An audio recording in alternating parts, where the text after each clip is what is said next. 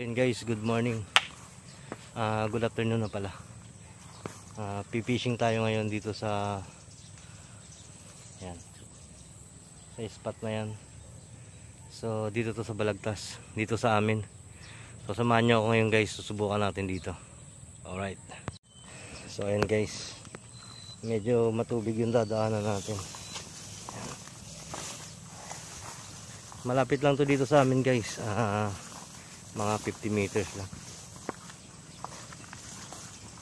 So ayan.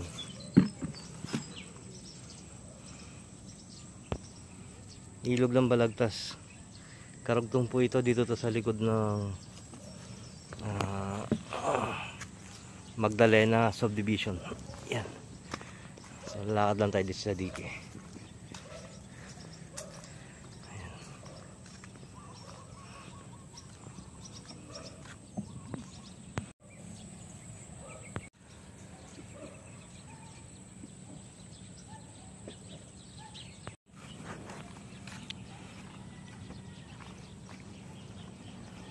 May mga nagkakangkong.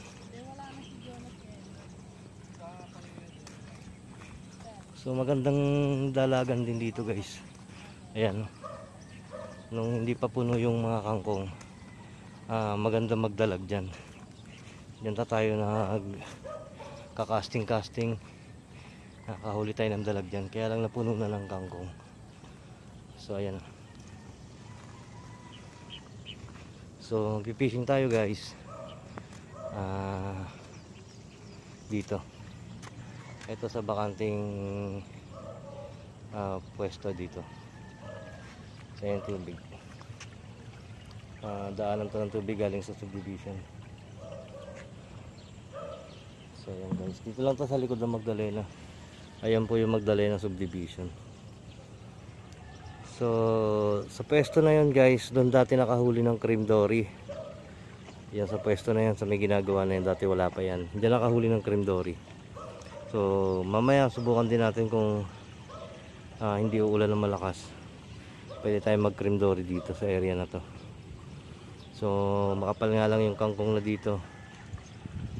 Buti nga ngayon may nag-harvest doon. So doon tayo mamaya siguro pupukol ng cream dory. Pero sa ngayon guys, dito muna tayo sa pwesto na to. Alright, so set up muna ako. So andito yung baon nating bulati pamain. Ito, dala rin tayong payong. So ang gamit kong rod guys ay mga telescopic. So ito yung ating Gutor Aquila telescopic yan. Partner niya Rapala Husky 2000 series yan. At yung isa naman itong ating Codec Codec brand to guys tapos partner niya yung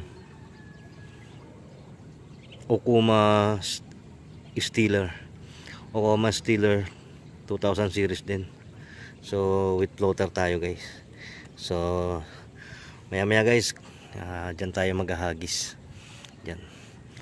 Okay guys, stay tuned lang. Alright.